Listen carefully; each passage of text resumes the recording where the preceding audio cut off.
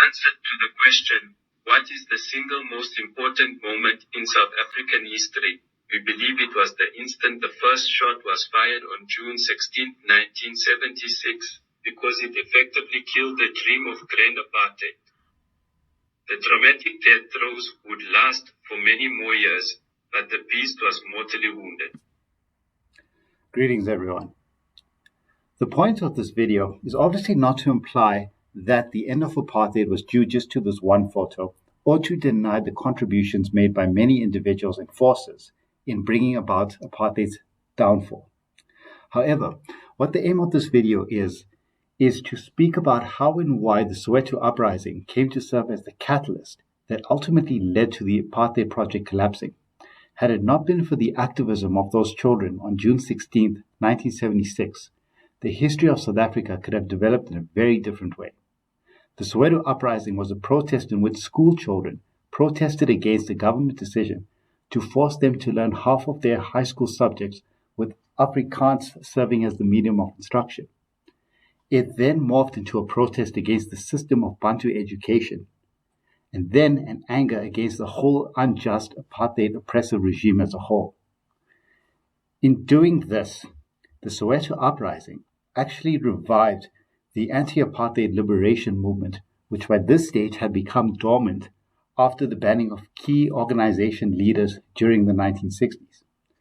But before we get to the Soweto Uprising and why it was so important, it's also important to understand some of the background information, what apartheid was, how it came about, and the context in which the Soweto Uprising took place, to understand why it was so important and why it was so significant in ending apartheid.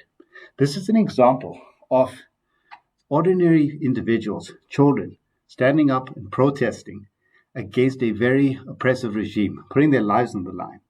And this moment here became one of the most important turning points in South African history, because this is what ultimately led to two things: the revival of the liberation movement and the forcing of the international community to take note of what was happening in South Africa.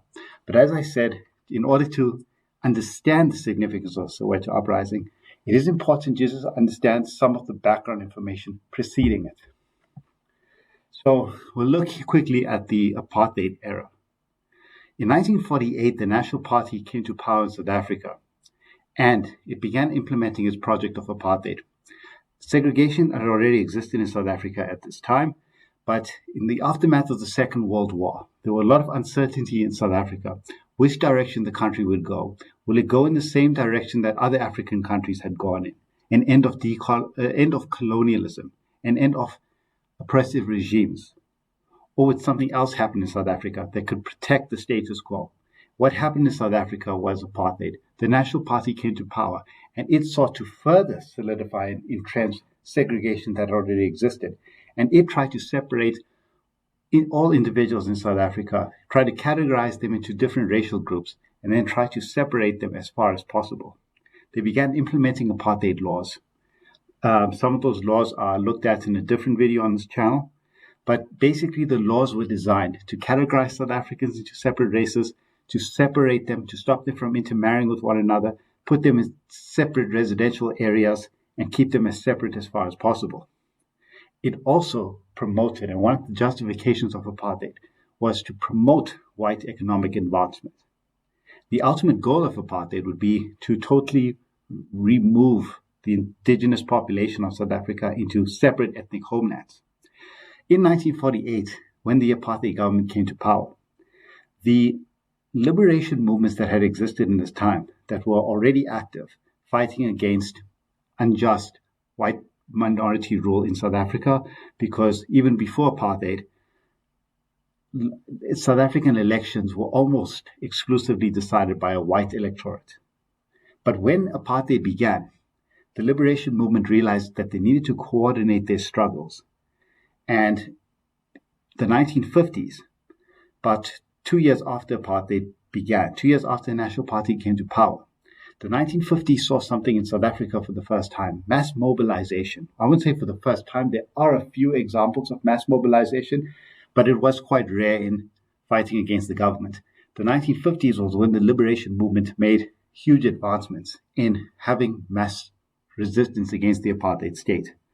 And this was a threat to the apartheid state because the justification of apartheid was that apartheid is good, even though the National Party and apartheid proponents were pushing for white supremacy. The justification to the international community, especially in this environment after the Second World War, was always that apartheid was beneficial for everyone. This is what National Party leaders would tell the international community, will tell the United States President, the British Prime Minister. They will say that apartheid and separating people benefits everyone. And whenever there was a protest, this was a threat to that justification. Because if apartheid benefited everyone, then why did thousands of people protest against it? Why did thousands of people risk imprisonment, in some instances risk their lives, to protest against this? This apartheid solution was always to label protesters or anti-apartheid activists as being a minority of communist trouble causers. That was their justification. That type of language would appeal in this period, in the aftermath of the Second World War and during the Cold War period. So rather than say that a anti-apartheid activist, like a member of the African National Congress, the key anti-apartheid organization at the time, rather than say that is a person who's promoting democracy or liberation, the National Party will say it's a trouble-causing communist which represents a minority. A key idea of the apartheid justification could be found in the statement by Hendrik Verwoerd. This is how apartheid architects defended apartheid. This is Hendrik Verwoerd, who's regarded as the father of apartheid. He was the Minister of Native Affairs in 1948 when the National Party came to power, and he would go on to be Prime Minister of South Africa. Our policy is one which is called by an Afrikaans word apartheid. And I'm afraid that has been misunderstood so often. It could just as easily, and perhaps much better, be described as a policy of good neighborliness, accepting that there are differences between people. But while these differences exist, and you have to acknowledge them, at the same time, you can live together, aid one another, but that it can best be done when you act as good neighbors always do. Hendrik Verwoerd's justification of apartheid. During the 1950s, this momentum built up in the liberation movement, and more people began to join the liberation movement. Some of the key events was the Defiance Campaign, the Freedom Charter, the Congress of the People, the Women's March. And these events showed that masses of people were willing to fight for apartheid. And each time there was a mass protest, the South African government would pass another law that makes it more difficult. They aim to ban leaders, accuse them of treason, put them in trial. However, another turning point in South Africa would occur in the year 1960, just after this individual became Prime Minister of South Africa. And that has gone down in history as the 1960 Sharpeville Massacre. Just before the Sharpeville Massacre, the leading liberation organization at the time, the African National Congress, had a faction within it which broke away, which became to be known as the Africanists, and they formed a separate organization called the Pan-African Congress. The Pan-African Congress broke away from the African National Congress in 1959. But the Pan-African Congress, or the PAC, anticipated a massive growth, 100,000 members within a few months. But that growth failed to materialize, and they were looking for some sort of demonstration that could launch it into a mass organization. The ANC, the African National Congress, it was also once a small organization that wasn't representative of the masses. But in 1952, they organized the Defiance Campaign, and that made the ANC from a small organization into a mass organization. So the PAC, at the end of 1959, was looking for something that could do the same for it.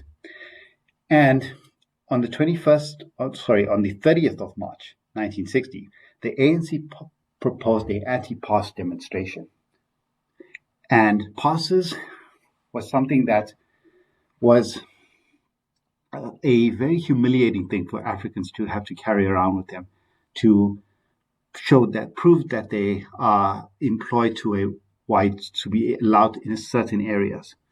And the PAC thought that if they preempt the ANC and launch this anti-pass demonstration before the ANC, they might be able to get some of this momentum. And this momentum or the success would help grow the PAC, just like the Defiance campaign grew the ANC. So on the 21st of March, 1960, the PAC had their anti-pass demonstration where protesters would present themselves before police stations and demand to be arrested, flooding the police stations, crippling the workforce because those individuals would be in prison, and crippling the South African economy. However, in an area called Sharpeville, a large group organized themselves outside the police station and the police opened fire. As the police opened fire, the crowd dispersed, but the police continued to shoot at the crowd. When the shooting stopped, the death toll was 69 individuals and 180 wounded, majority of whom were shot in the back, implying that they were running away and the police shot at a crowd that was fleeing.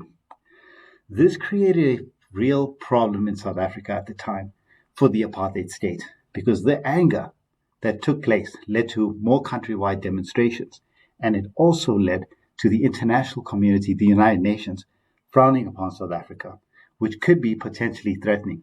This could cripple the South African government, because if foreign investment stops coming to the country, the whole apartheid project would stop working, and this would end apartheid. But the state, in this instance, managed to respond very effectively, and they introduced states of emergency. They outrightly banned the two leading organizations at the time, the African National Congress and the Pan-African Congress. And most of the ANC leaders would either be arrested or sent to exile. Both Nelson Mandela and Robert Sobukwe, the leader of the ANC and a key member of the ANC and a key member of the PAC, were both arrested at this time. By 1964, the Rivonia trial took place. Nelson Mandela, who had previously been arrested on certain charges, was trialed with the Rivonia trial when documents were discovered, and he was sentenced to life imprisonment. And after 1964, it looked like the liberation movement would become dormant. All the activism of the 1950s had come to an end, and the South African government experienced unparalleled economic growth. The apartheid project looked like it would work. This is the period in which it's been labeled as Grand Apartheid. The state was in a position where they could start removing large amounts of Africans into what would become known as the Bantustans, create a white South Africa, and the economy was growing.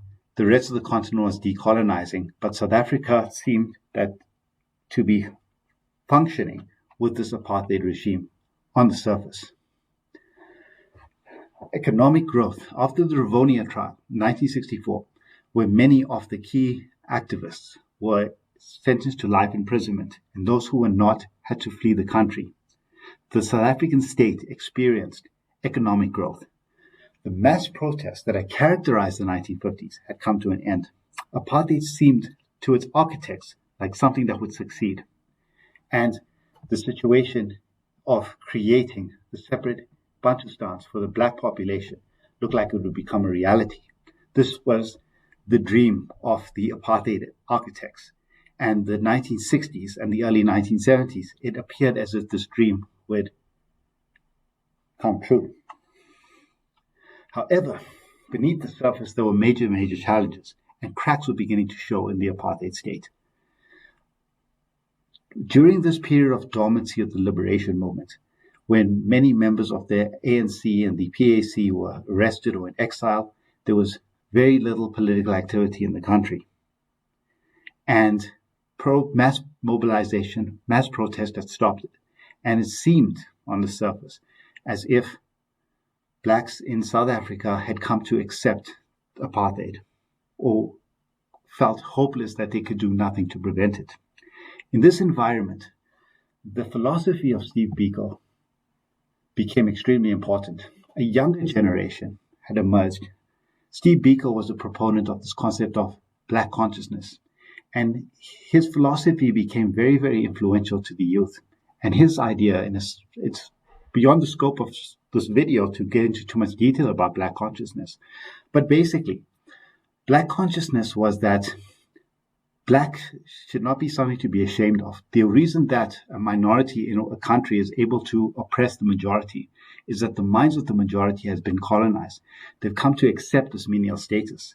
And in order to change it, they need to be proud of their Blackness. He rejected the term non-white. For Steve Biko, this new philosophy of Indians, coloreds, and Africans in South Africa should be called Blacks because a non-white is a negative term. It implies that you want to be white, but you're unable to because of the pigmentation in your skin. But rather find a term that you're proud of, something that's positive. Being Black is not something to be ashamed of. And this philosophy became very influential. Also in South Africa at this time, the conditions of school children were horrendous.